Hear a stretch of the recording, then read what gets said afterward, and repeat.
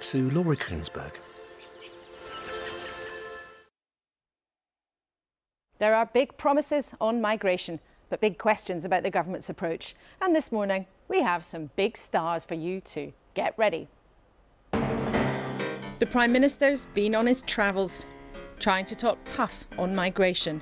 I've been having a series of very productive discussions here to strengthen everyone's support for Ukraine, but also to work cooperatively to tackle illegal migration, which is one of my 5 big priorities.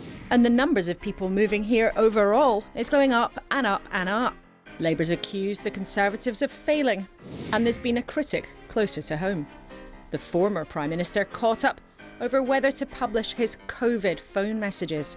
The government's refusing to publish everything and taking its own inquiry to court. Just to be clear, you're saying the government's going to court, but it thinks it's going to lose. No, it's going to court to test.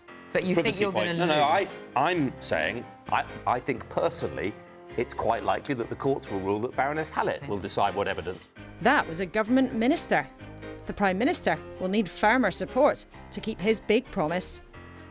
So our main question this morning, is the government getting to grips with migration at all? It's Robert Jenrick's job to sort that out. The Immigration Minister is here. Business says they need more people, but Labour's Shadow Business Secretary, Johnny Reynolds, will be with us too. What could turn everything upside down? Another conflict. We'll hear from Taiwan's Foreign Minister on the threat from China, perhaps to us all. And whether you know him as Rev, Quentin from White Lotus or Corky from The Night Manager, you'll certainly recognise this famous face. Tom Hollander with his fellow actor Will Keane on stage on Putin and Russia's billionaires. And with me, the real-life Logan Roy, actor Brian Cox, is back after the huge success of the drama Succession. Rain Newton-Smith, the boss of the CBI, battling to save it, and Salma Shah, Tory insider and former advisor at the Home Office.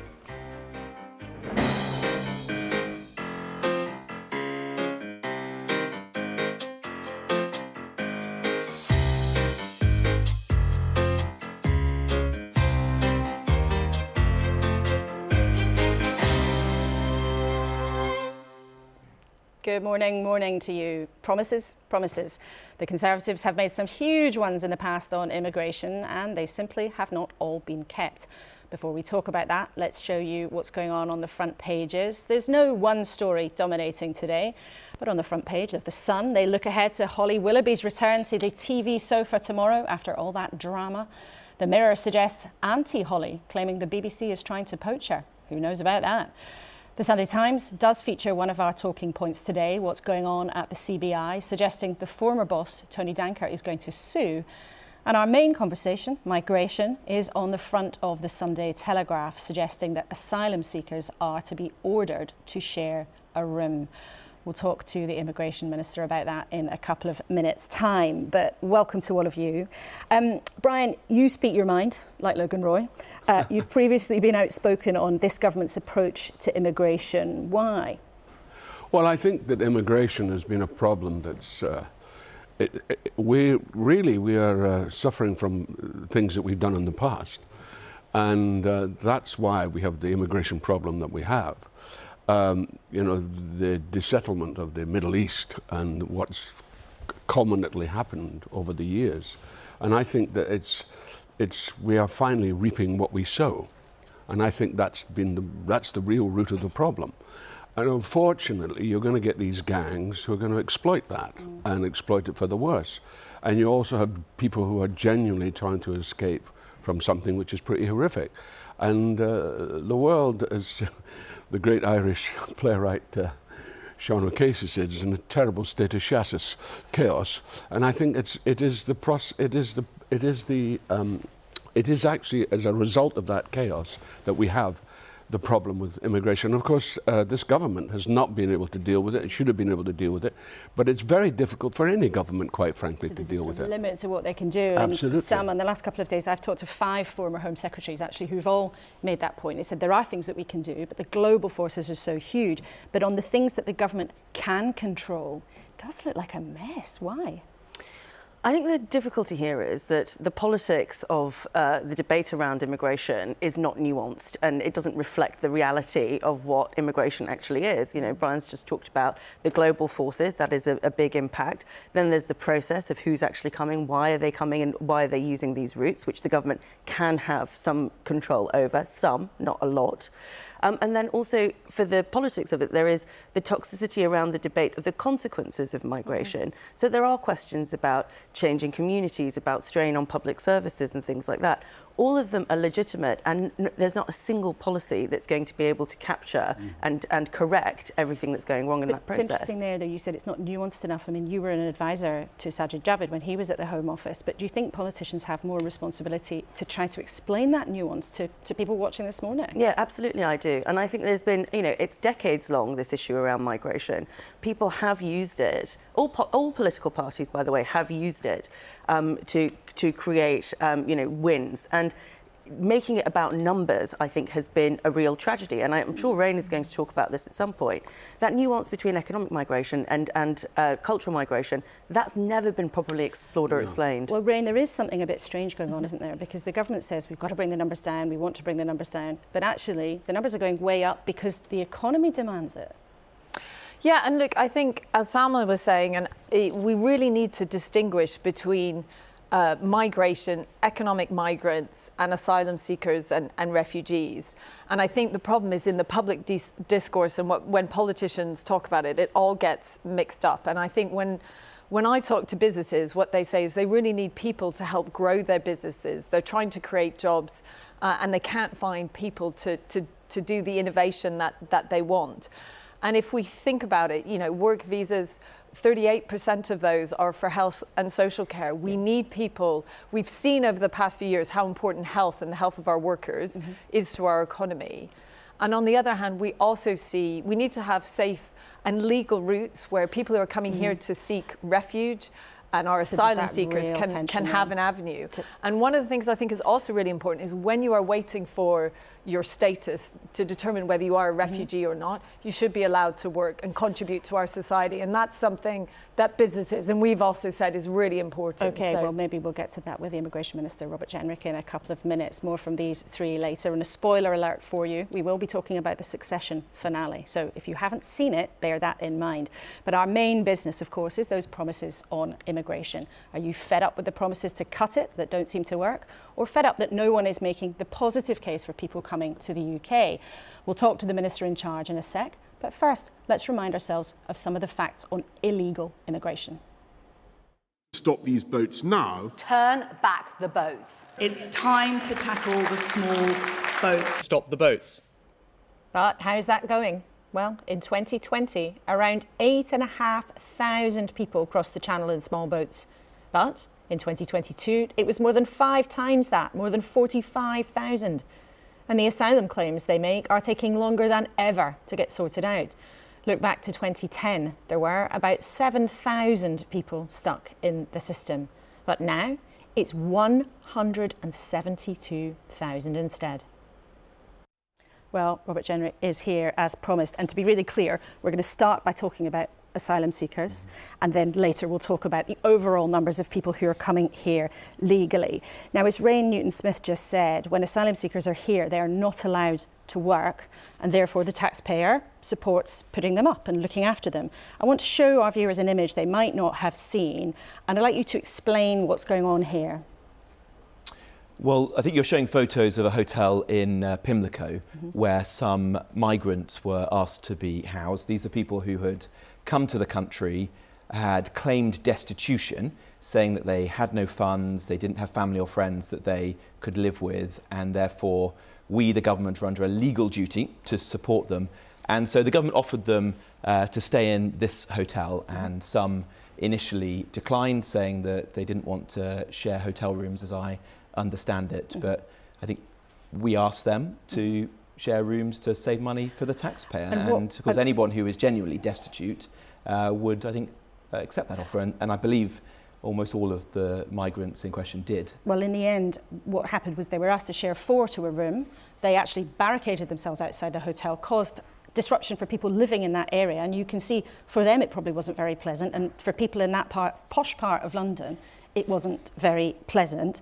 And the Home Office actually left 40 men to sleep outside on a London street for 2 nights. No, that's not actually right, Laura. As I understand what happened here, was that these migrants who had themselves said that they were destitute, they had nowhere to stay, we had offered them a safe bed with board and lodgings in a good quality hotel in central London. Yes, some of them had to share with other people. These are single adult males. I don't think that's unreasonable. We want to reduce the cost to the taxpayer. Some people said that wasn't good enough and they wanted their own ensuite bedrooms, and the Home Office took the perfectly reasonable view that we've got to look after the taxpayer here, and if you're genuinely destitute, of course you'd accept that, and common sense prevailed, and I think almost all of the migrants in question accepted the accommodation. But is it now the government's policy at 395 hotels around the country that are currently housing asylum seekers in situations like this, is it now your policy to tell people they have to share 4 to a room? No, that's not right. But what we are saying is that we want to reduce dependence on hotels. We don't want to be using hotels at all. These are taking away valuable assets for the local business community, for society. You know, people's weddings and personal events have had to be cancelled because of that. But where we are using them, it's right that we get good value for money for the taxpayer. But I'm confused, and so if because single adult males can share a room, and it's legal to do so, which will obviously depend on the size of the accommodation, then we'll ask people to do that. And I think that's a completely fair and reasonable approach. But in this the long-term answer, if I might say, is not to debate the symptom of the problem, but it's to reduce the number of people coming across the channel in the first place. And that's our primary focus. But the symptom of the problem is real for those people, and it's very real for communities right around the country. And in this case, you asked them to share 4 to a room, they refused, and in the end they were allowed to share 2 to a room. And so that's the specifics of this case. Well, I'm not sure that is actually correct. Well, Laura, but the broader point here is people are really worried about what's going on, whether they look at that and think we're asking people to live in inhumane conditions, or whether they're in a community. Inhumane conditions. We're talking about the broader. I will never put the interests of migrants above those of the British public. That's my duty as Immigration Minister, and of course we'll treat people legally and decently at all times, but I also have got to reduce reliance on hotels, because that's taking away valuable assets from our country and costing billions of pounds. But this is a real point of concern for people right now, and our viewers have also been in touch about this. Ilana in Dorset, where there's to be a barge housing, I think, 500 migrants, wants to know how you can justify that with no consultation to the local community. Another viewer in that part of the world has said there are real safety concerns about putting a large group of single men suddenly into a community. And you wouldn't have this expensive problem if the system to get these people's claims sorted out was working. And the system is certainly not working. It's taking longer and longer to sort these claims out. There are 175,000 cases in the backlog. How have you allowed that to happen? Well, firstly, I do think all these new forms of accommodation are the right approach, because we can't be reliant on hotels. We've got to use things like barges or disused army bases. We also can't allow the UK to be perceived to be a soft touch. And I've just spent the last week visiting European countries like France and Italy and those further upstream in North Africa. And all European countries are grappling with the same challenge. How do you accommodate very large numbers of mostly economic migrants? How do you deal with their cases in an efficient manner? But you are not, that is the point, you're not dealing with them in an efficient manner. The Prime Minister, Home Secretary and I put in place a plan at the end of last year, and that's already bearing fruit. We're doubling the number of caseworkers, we're stripping out some of the unnecessary bureaucracy and streamlining the system, but the asylum system is riddled with abuse. We have to be honest with ourselves. And you've been in charge of it for 13 years. My job is to be honest with the public, and the way to tackle that is by changing fundamentally the way we handle asylum. And that's what we're doing with our illegal migration bill. That's got an entirely different premise to the old system. It's saying that if you come here illegally, for example on a small boat, you will be here for days or weeks in detained accommodation. You'll then be returned home, if it's safe to do so, to a European country, for example, like Albania, or to a safe third country like Rwanda, that will create the deterrent we desperately need. It will break the business model of the people smuggling gangs, and it will stop the system from coming under intolerable pressure like it is today. And that's what you hope will happen, but there is not concrete evidence that is what will happen. We talked about it at some length with the Home Secretary a few weeks ago, but there is deep scepticism that your scheme to send people to Rwanda will suddenly make this problem go away. Well, you say deep scepticism, but actually this has worked in Australia, the one country in which it's been tried. And I can assure you, having spoken to counterparts across Europe in the last 5 days, there is interest in what we're doing. All European countries are grappling with a European, in fact, a global migration challenge. I've just been in North Africa, where there are tens of thousands of people who are waiting to make the crossing from countries like Libya and Tunisia. This is a massive European challenge. We are taking very robust steps, and I think we have probably the most comprehensive plan of any of the major European countries, and we're already delivering. And you have a plan, and we'll see if it works, but our viewers know, we've talked about it a lot, there are big question marks about whether or not it will work. We will see. Let's talk about then the different aspect of what is going on with immigration. Now, it feels like a long time ago, it is some time ago since the Conservative promised to get net migration down to the tens of thousands. The latest figure I want to show people this morning was actually a record level of more than 600,000 people who came and settled the UK. Net migration, the difference between people who are arriving and leaving. Now, is it remotely realistic to think you're ever going to get it down to 100,000? Well, we've said, and the Prime Minister reiterated this during the week, that we want to see net migration come down.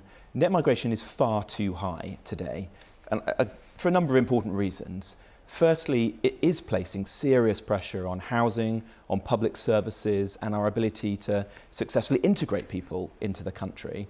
And secondly, because we want businesses to be, in the first instance, investing in British workers and in technology and automation that drives productivity, not just reaching for the easy lever of foreign labour. But is it realistic to think you might ever get it under 100,000? Well, I don't think that targets like that are particularly helpful, because migration is an extremely challenging space where behaviours are constantly changing. The key thing that we've done in recent years, which distinguishes us from previous governments and Home Secretaries who've made these promises, is that by leaving the European Union, by taking back control, we have the levers now at our disposal to make these changes. And that's exactly the point, is you have used these levers, and what has happened, for good or for ill, is that net migration has gone up and up and up. Our viewers are well aware of this. Let me give you an example let me ask you one of our one of the viewers' changes questions. we've made.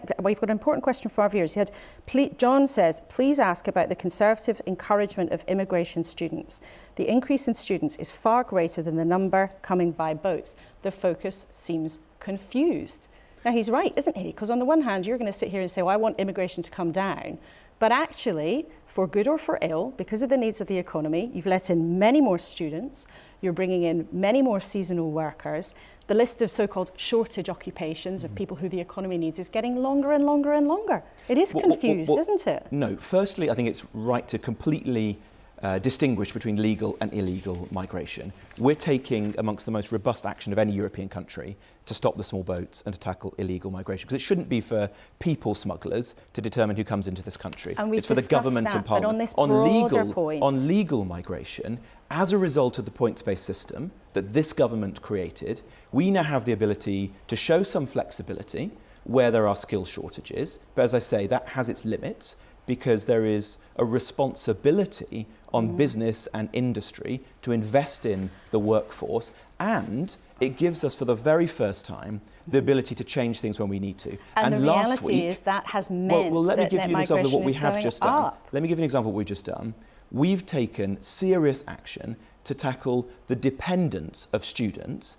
There's over 100,000 dependents of those students who are coming to the UK for short courses, like masters, who are in the UK, placing pressure on housing and public services.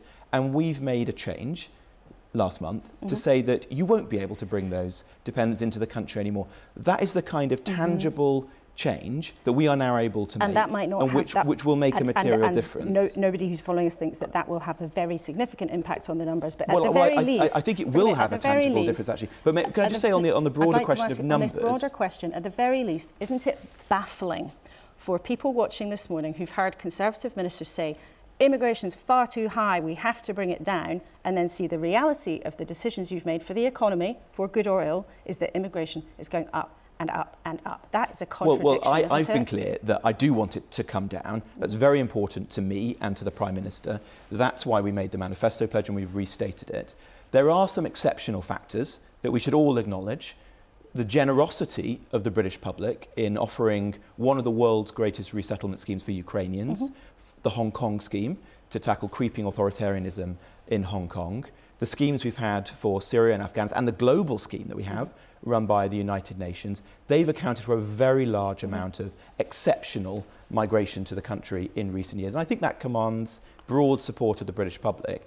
But we as a government are committed to bringing the number down, which is in stark contrast to Labour, incidentally, because only the other day you had the chair. They want immigration to come down, and we'll be talking to Labour later in the programme. The chair of the Labour Party said that she expects net migration to rise in the short term. We'll be talking to Labour later in the programme.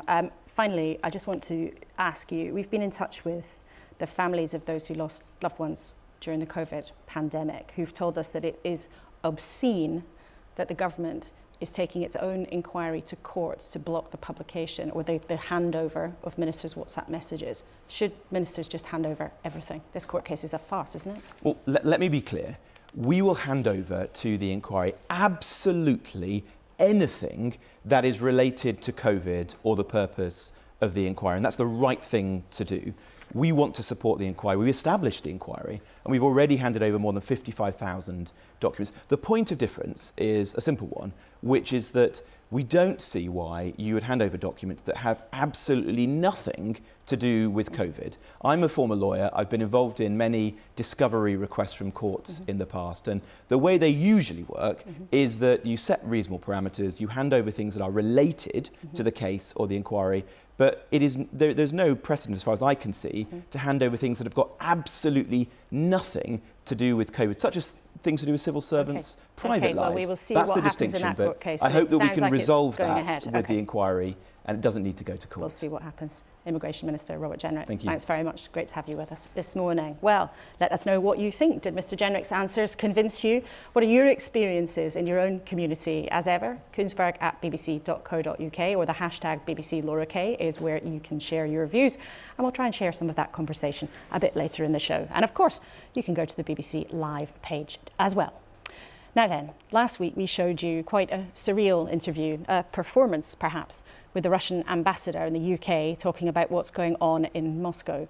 But how Vladimir Putin ended up in charge is the drama being played out on stage in London's West End every night. The actor, Will Keane, is booed every night for his eerie performance as Putin. And Tom Hollander, a very familiar face from stage and screen, plays the character Boris Berezovsky, the real-life billionaire who helped propel Putin to the Kremlin and then turned against him. Take a look. In the West, you have no idea. You think of Russia as a cold, bleak place, full of hardship and cruelty.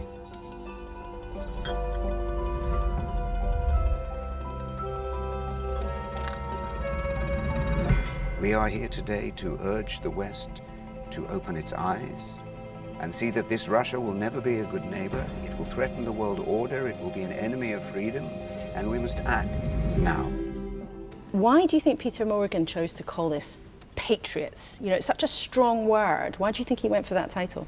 One of the principal things that he's looking at is different definitions of patriotism and different definitions of looking at a country at a time when it was in unbelievable flux and trying to decide what kind of country it was going to become. They were all patriots. Putin is sincere, is a moralist.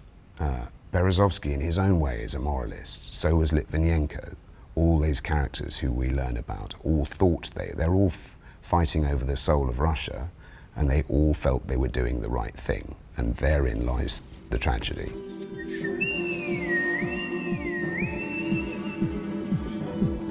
Peter Morgan wrote this long before the invasion of Ukraine, long before Russia was sort of back in all of our faces, if you like, as a kind of subject of concern. Does that change how you've gone about playing this role? You know, if you'd had this script a few years ago before Ukraine and thought about it, would you approach it in a different way to how you've approached it this time? What has changed is that now that we're at war, I'm more cautious about opening any post that arrives at the theatre from Russia. Really? What do you worry might happen? That's interesting. Well, we're at war, aren't we? So, and we're now quite visibly doing a play which is, broadly speaking, anti-Putin, and so we're, I go, oh, probably won't open that. So do you feel that you might have made yourself a target by taking this on? No, I just think it's a little bit more serious than it would have been before the war, that's all. We're not doing a sweet Chekhov play, we're doing something that's about living figures who are embattled with the West. So that's just a reason for not opening everything that arrives in the post. Tell us about Berezovsky and about playing him. You know, this man who, as he reminds Putin in the play, says, I created you. Tell us about him. Well, Berezovsky was one of the original group of oligarchs that understood what the possibilities of capitalism might be. The vast majority of Russians weren't so up to speed, and he was very interested in democracy and freedom of speech and ideas that we've all taken for granted in the West, and he wanted to promote them. The forces, the old communist forces, the KGB forces, which were still very active and obviously produced Putin, hated him. And Berezovsky, who was very competitive, didn't want to toe the line in the way that, say, Abramovich did. Berezovsky went to war with the man that he thought, he considered should be grateful to him for having got him the job as president. And the play, in a way, is like a morality tale about somebody going to war with the devil and losing. And how does it feel actually, you know, night after night being booed by the audience, and not in a pantomime way? It does feel like, I would say, we are engaging with the audience in a very particular way, that it's not the same as doing a play which has nothing to do, it doesn't impinge at all on people's sort of day-to-day news reading or whatever. So it does have it is exciting to feel that you, like I say, that you're engaging with their minds in a way that is sort of very present. If that means a few boos, that's a good thing. Many of our viewers, though, know you for so much of your TV work, and Rev, the Night Manager, and of course recently White Lotus. Now, White Lotus 3 is being very eagerly anticipated. Now, unless there's going to be some sort of Bobby Ewing coming out of the shower moment, you are not going to be in season 3. No. Definitely, there's not going to be some kind of comeback. Quentin is really dead. I don't think so, no. Well, is it about series like that, and maybe also Succession at the moment, with this huge level of luxury and opulence, and people are just sucking those kinds of things up? Why? Yeah, perverse, isn't it? It's probably, people are fascinated by people that they hate, aren't they? And also we are in a potentially sort of revolutionary moment in which some people have become so obscenely wealthy that the rest of the world can only gawp at them, and if the White Lotus gives you a chance to laugh at them and it's horror, what? And watch them suffer. And watch them suffer, exactly. Watch them all be killed off at the end. Yeah, it's sort of horror fascination, isn't it? It's one of the interesting things that's happening in America is the writer's strike. I just wonder if you, as also somebody who has written as well as performed, do you have a view on that? Should the big business just cough up for writers properly? Writers are the most important people. They're the primary creators, and without them, there's nothing. And they need to fight for their corner. And if AI is about to replace everyone's script writing lives, then they need to hold their ground, what is fascinating about it to me is that it's the way that the unions have real power in America, which we consider to be land of the free market, and the sort of Thatcherite aspiration was partly a kind of American aspiration, but actually the irony is in America the unions have a real block power, which we no longer have here. So I kind of think, go for it. Tom and Will, thank you so much for speaking to us. Thank you. That was great. Thanks. Thank you. And Patriots is on in London's West End until the 19th of August. Brian Cox, you heard there Tom Hollander saying that the writers on strike in America should go for it. Is he right? Absolutely. Of course he should. I mean, they are the, as he said very clearly, they're the prime forces of what we do. You know, we can't do anything without the writers. And I've been particularly lucky to work with a genius like Jesse Armstrong and Lucy Preble and Tony Roach and Georgia Pritchett, these amazing writers who created our show. And they should get their just rewards for it. And unfortunately, producers are the ones who behave rather badly. Really? Oh yes, all the time. You know, they're the ones who kind of sort of are the manipulators, and sometimes the writers get pushed to the tap end of the bath. And I think it's time that the writers actually, I mean, they have done it before in the past, but it's time that they really asserted their rights, because they are the main focus. That's what you like. When you see a show like Succession or a show like White Lotus, it's the writers, it's the writing, it's they're the ones who have done it.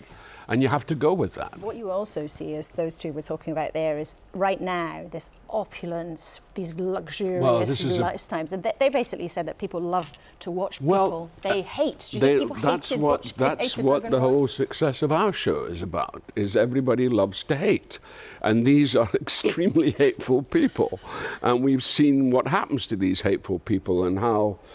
You know, I gather, I haven't seen the end of the show, but I gather the finale is, my character has been proven right, because he knew this was all going to happen. Then, of course, fate interfered and he dies. But in the end of the day, he was right. Well, we're having a big spoiler alert. We will be talking about the finale a bit later. But there, you heard it here first. Brian Cox has not seen the finale of Succession. I watched it for the first time last night, and we will talk to you about it in our own finale at the end of the show. But Salma, let's talk about what Robert Jenrick had to say on migration. Now, if you were his special advisor, what would you be WhatsApping to him after that interview? What would you be saying? I think as far as the government is concerned, he's sort of did a good job. He ticked all the right boxes as far as the messaging goes. I think there's something interesting about what he said, you know, about the practicalities and protecting taxpayer funding. You know, actually, the Home Office is on an incredibly tight budget, and there are practicalities involved with being able to house migrants. And I think, you know, he alluded to it. There's a generosity that has occurred because of people coming in from Hong Kong, Ukraine and Afghanistan, and that does ultimately put pressure on the system. So what you have is the Home Office sort of, you know, the practicalities of delivering the policy against the rhetoric that politicians tend to use, and that's butting against each other. And communities are seeing in their own towns, villages around the country, that actually the idea that this is under control, the idea that this is getting down, people are seeing that this is not the case, for good or ill. They're seeing it unfold in a way that doesn't match what government ministers say. Exactly, and I wonder if actually, you know, the answer is not to concede, but actually say, you know, as Ren was talking about earlier, should we be allowing people to work, and should we take the pressure off the system and, you know, basically move people into the community and society in a much more manageable way? But these are very big questions, and, you know, what seems to be happening, as it always does with immigration policy, is that people are actually being reactive to what's right in front of them instead of taking the broader perspective. 4 to a room, is that something that we should have, Brian? I think it's very hard to have the broader perspective, quite frankly, because of the nature of the individual cases, the individual group. I mean, I think we've seen a lot of that. I mean, I think that Brexit has a lot to do with that.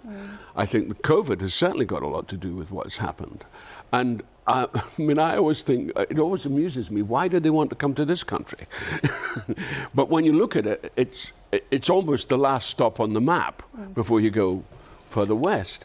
And I think that this country has represented certain things, but of course you get the criminal element who are exploiting it and that's why I think we have such a huge amount. I'd also like to talk about the student thing, because the student thing is very different in Scotland than it is down here. We depend on students and international students. I was the rector of Dundee University for several years, so I know how important that was and how important it was to include these extraordinary talented people to come to and study here. Well, that was one of the things I was going to ask you about, Rain. I mean, actually, someone said to me, lots of people think actually take them out of the numbers. But how important do you think that students' contribution and education as a sector is in terms of the economy? It's hugely important, and that's something I think we need to appreciate, is students come here to study and they also leave. So that is part of, they're in the net migration numbers. And I think we've seen higher education, right, is one of our most important exports. It's critical to our economy, and it's also really important, not just in terms of what students bring when they're here and studying. They take back those learnings, they experience our culture, and then they are our ambassadors around the world. And I think we undervalue sometimes just the contribution that universities make to our whole innovation ecosystems around the country. We're really lucky in the UK that we have leading universities in every region in the UK, and we need to really protect them and appreciate what they contribute to our economy. Well, we know there's been a bit of a standoff between the Home Office and other parts of government about whether or not you can cut those student numbers, but it looks for now that the Treasury sort of won out. Rain, I want to talk to you about the CBI. So if people haven't been following it, the organisation's been in a lot of trouble. The former boss, who might now sue the organisation, departed after allegations of inappropriate behaviour. There have even been allegations of rape at some CBI events. You've spent much of your career at the CBI. What was it like for you finding out about what went on? Look, it's been absolutely devastating to read about some of these instances. And I think, you know, I hope we are emerging from what has been a really deep and painful crisis for us as an organisation. And I came back as a female leader to lead the organisation, because I really believe in the people. We have, you know, over 250 really talented economists, policy specialists, campaigners who are really brilliant at what they do. And I've seen how we've been able to help businesses and help government design effective economic policies to support jobs during the pandemic, to help us tackle some of the really big issues in our society around climate change. So, but that only works when we have the right cultures embedded within our organisation and the trust of our members, our staff, and of course the politicians. So how are you going to sort it out? I mean, I've read your prospectus. I know there's a crunch vote this Tuesday when you're trying to ask your members if they still have confidence in the organisation, but it has been such a mess. Do you think the organisation deserves to survive? I absolutely do, because I've seen just how effective we are when we have a collective voice of business across sectors and regions talking about the really big issues in our society around refugees, around immigration, around climate change, and what we do practically. What are some of the practical solutions we can do to solve some of those issues? And if you have individual businesses speaking on their own, you lose some of that. These things have to be solved through partnership, through collaboration. And the CBI, when we're effective, we can speak for the farming community, we can speak for technology, we can speak for businesses of all shapes and sizes across regions. So it's really important we have that collective voice. But there are other business groups who could do the job. They might argue they do the job better. And there is this vote on Tuesday where you want to get your members on side. But if that's lost, is there a possibility that the CBI packs up after 6 decades? Look, it's a really nerve-wracking time for us as an organisation, and I'm absolutely determined that we lead this programme of change so that we can be that collective voice. And of course, there are other business organisations, and we've worked really well with them in the past. We've collaborated with them. That's what we did during the pandemic. We worked with people to say, how do we have a furlough scheme that really works for business? We worked with the TUC on making that happen. The CBI, we have over 60 years of experience in economic surveys and analysis. And my question to politicians, to our members, is look, we have expertise. We have a whole programme of change that we're determined to work through on our culture. And part of that programme of change is that you are losing a third of your staff to keep the costs down. Will you take a pay cut?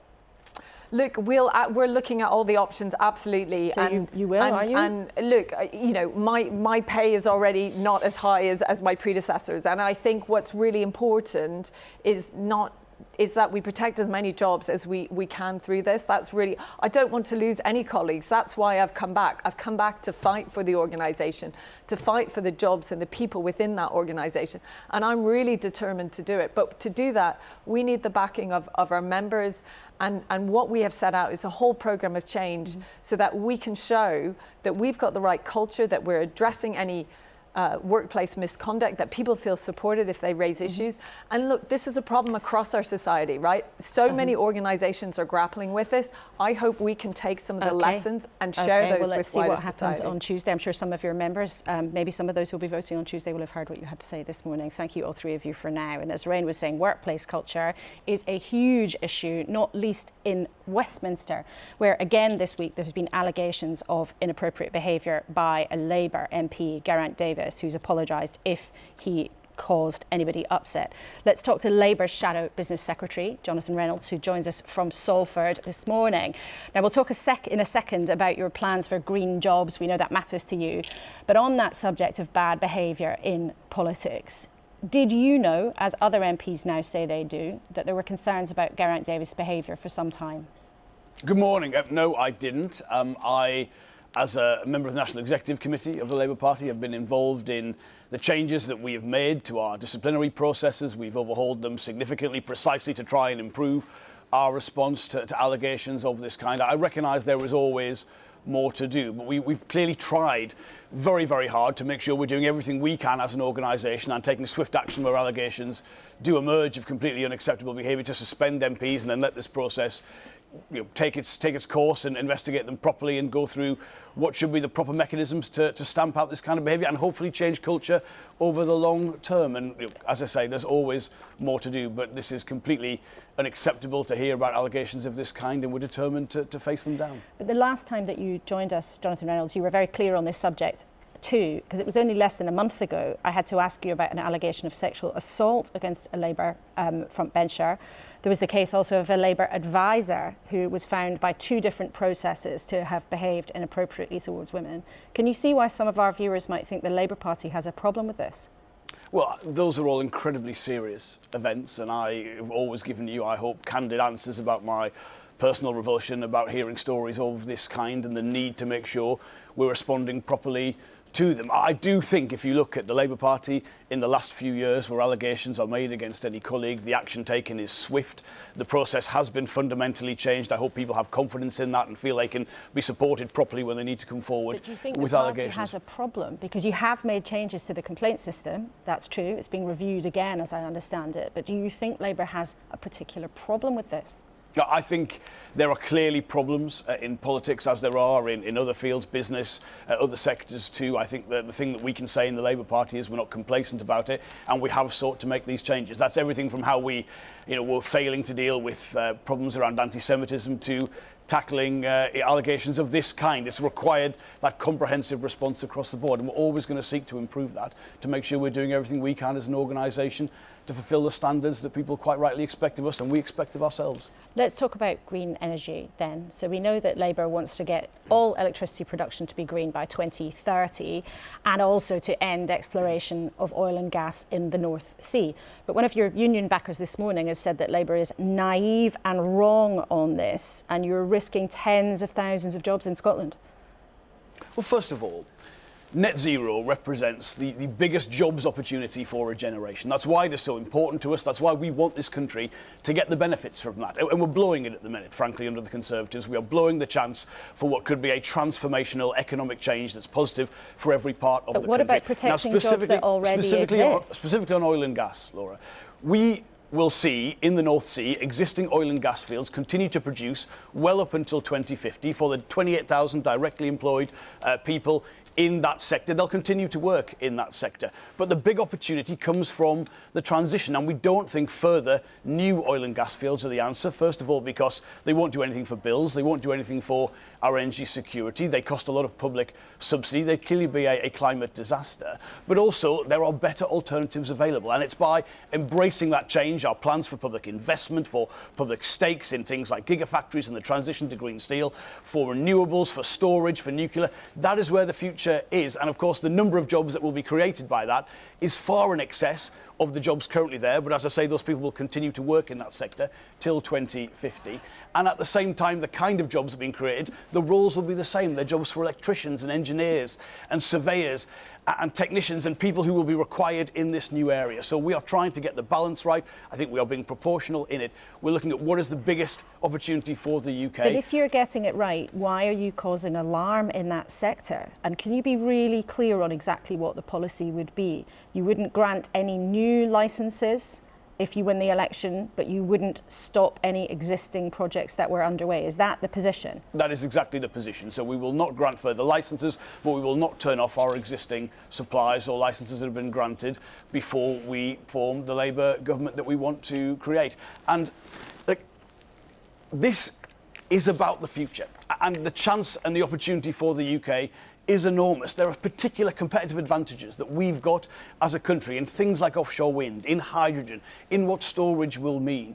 And we cannot protect bill payers or our energy security by remaining hooked on fossil fuels. The alternatives are better, they're cheaper, they're more compelling, and embracing this big opportunity is so important to the UK. And I understand, to be frank, in the past, under Conservative governments, big economic transitions in the UK have not been handled well. I mean, I grew up in the coalfields of County Durham. I represent East Manchester, Tameside here, where we had significant deindustrialisation in the past, and they weren't managed well. Would you guarantee then, viewers in Scotland who work in the North Sea industry, that there will not be any job losses? Can you do that? I can guarantee there'll be further job opportunities, more jobs created in the energy sector in Scotland from our plans. And that's true actually of every part of the UK, because the opportunities are massive. But and that's the innovation... not the same as guaranteeing there won't be job losses, because if you're talking about a transition, many people, including in the Scottish Labour Party, where, let's remind our audience, you guys are pretty desperate to get some seats back in Scotland. There are people in Scottish Labour worried that you are actually causing alarm here and there could be a significant impact on people's jobs. Well,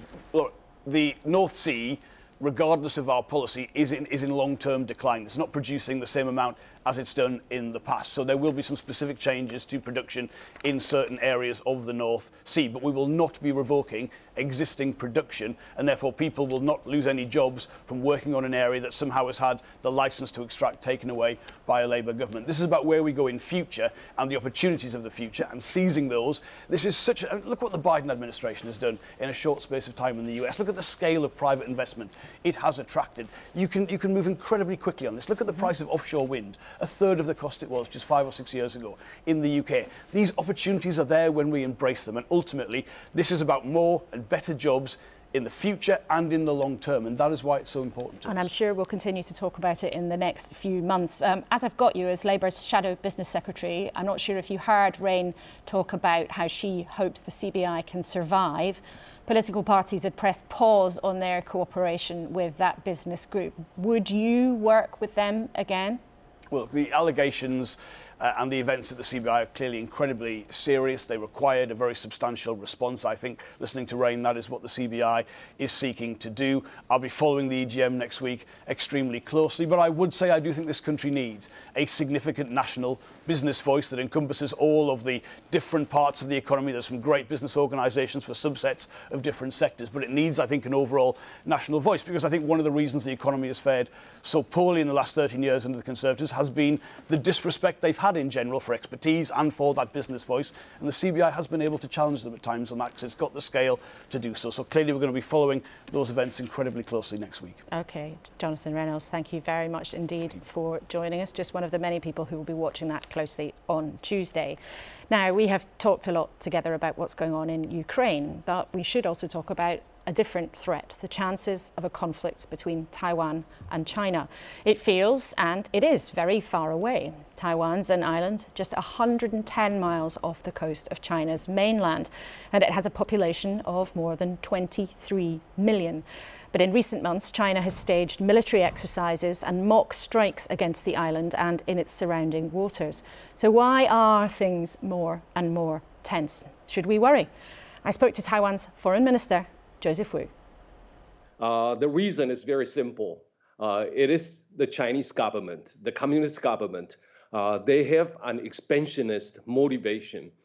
They've been trying to expand their sphere of influence. And in the South China Sea, China is claiming the whole body of water and trying to send their military vessels and aircraft to patrol the region against the sovereignty claim of other countries. This is something that we need to watch out for, because that caused the confrontation in between democracy on the one hand and authoritarianism on the other. People here are still living normally. The reason is because Taiwan has been under military threat for decades, even though it is becoming more serious. But the people decided not to be intimidated by China. Minister, if someone hasn't been following this story, why should they care? The tension is not only for Taiwan to face. The tension is probably going to affect the rest of the world. One simple fact is that around 50% of the goods to the rest of the world goes through the Taiwan Strait. And more seriously, Taiwan is a main producer of semiconductor computer chips. And about 60% of the total output of the semiconductor products are coming from Taiwan. So any interruption of the international supply chain is going to have a very serious impact upon the rest of the world. But you've been doing drills to prepare the public for a possible invasion. Won't that just antagonize China? We're trying to strengthen our defense capabilities so that China understands that it won't be able to use force against Taiwan and take Taiwan over easily. In fact, this is a long-term investment from the Taiwanese government. And we are also working together with like-minded countries like the United States to toughen up the training process to acquire the necessary weapons for our self-defense. President Biden raised eyebrows when he said the US would defend you if there was an invasion. Do you believe that? In order for Taiwan to be able to defend itself, we need the US assistance, and the United States has been helping Taiwan during this period of time. They are setting us the necessary weapons for Taiwan's self-defense. And at the same time, the United States is helping Taiwan to train our soldiers to be adapted to the modern warfare. And that is highly appreciated. Just like the war in Ukraine, the Ukrainians have been bravely defending their own territory, their sovereignty, and their freedom.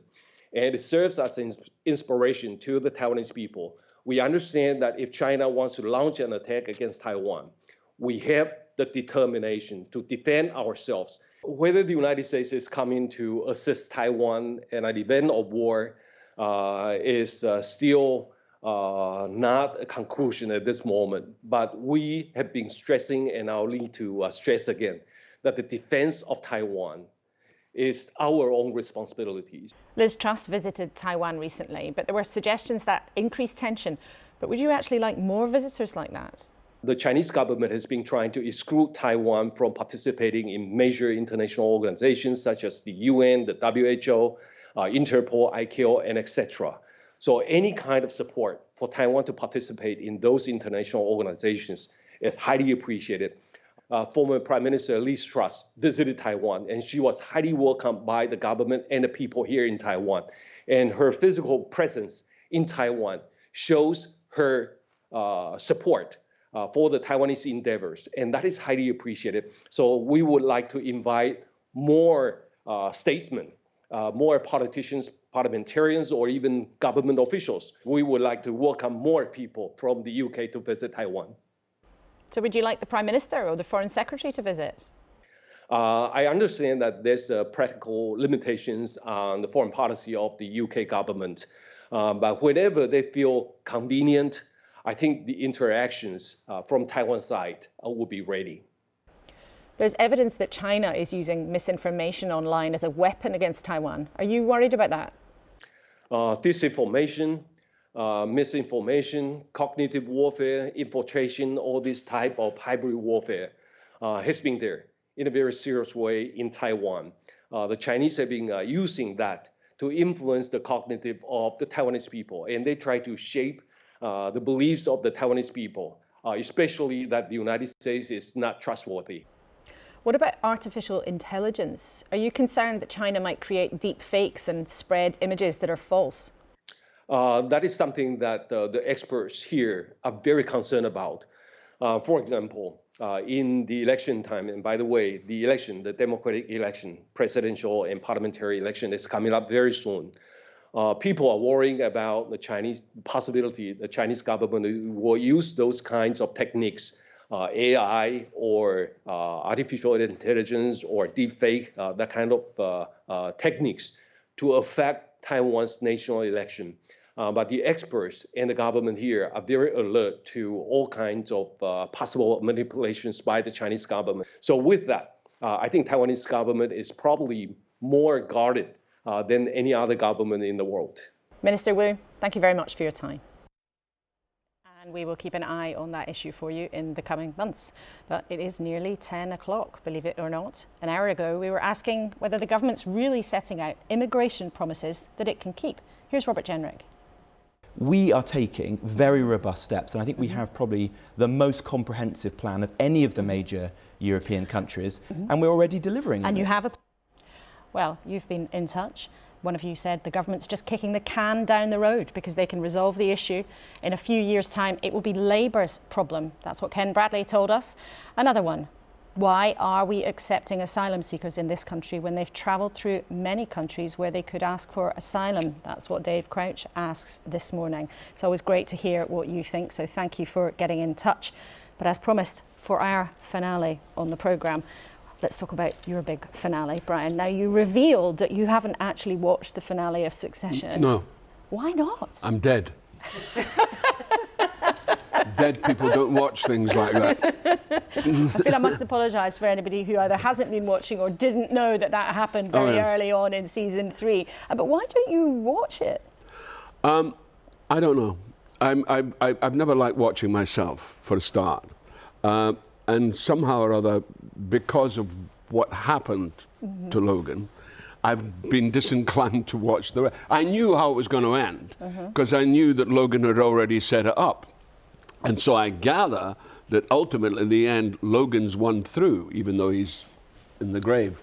But it's a strange situation. I mean, I don't cling on to things. You know, when I'm over, it's over, and I go on. You know, and I find that with this show, which has been a great show. It's been one of the great shows of all time, and especially for me, so I can't complain. I mean, it's been a phenomenon, a huge phenomenon. I know. I can't go anywhere without, you know. Anyway, people asking me for what was it somebody said?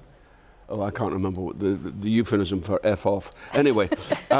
We are a family show. I know. But I'm interested that you say Logan wins, basically. He was right. And without giving away the details of the ending, because I know neither of you have seen the last episode yet. She hasn't seen the series. Well, we'll ask her why in a second. How could you miss that? She's got other things to do. She's quite busy, as you can see. Look, it's all there. She's a very busy woman.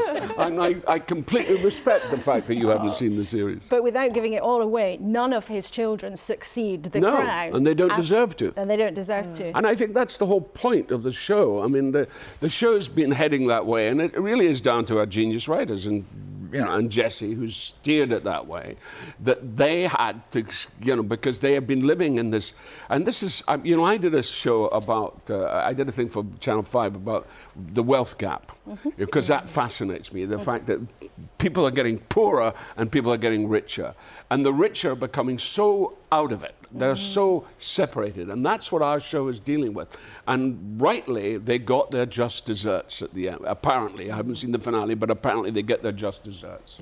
Rain, are there people in business who are really as bad as Logan Roy? Well, look, see, this is where the honest confession is. I haven't seen it. I'm a working mum with 4 young girls, so we're partway through Race Around the World in Canada. So we're okay, you're episode on that 2, episode, so okay. So family viewing. We're into family viewing, but I've heard it's brilliant. It's on the bucket list, so when my husband and I have some time, we're going to watch, because I'm sure Brian. So in about 2028. Salma, have you been watching?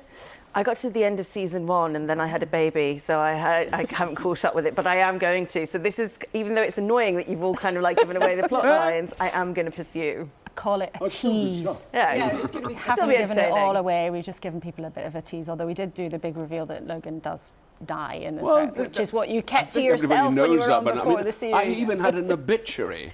They did an obituary for Logan, which they got quite wrong. They did an obituary in the Los Angeles Times. My goodness, an obituary for a fictional character. Exactly. Only in Los Angeles. All three of you, thank you so much for joining us. We could talk about that all day and the dastardly behaviour of the Roy clan.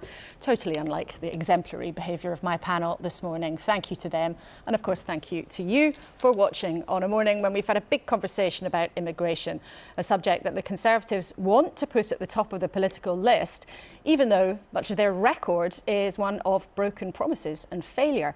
Looking at the numbers now, it is wise to be sceptical about the chances of that much changing, but let us see. Right now, though, the government has question marks about its competence of the system and that contradiction built in, that the economy needs workers from overseas, and ministers have presided over a huge rise in the numbers, although they always say they want to bring it down. Maybe you don't get very far if you put your foot on the brake and your other one on the accelerator at the same time. Thank you for your company. As always, you can catch up on iPlayer, or I'll see you here at 9 next week. Goodbye.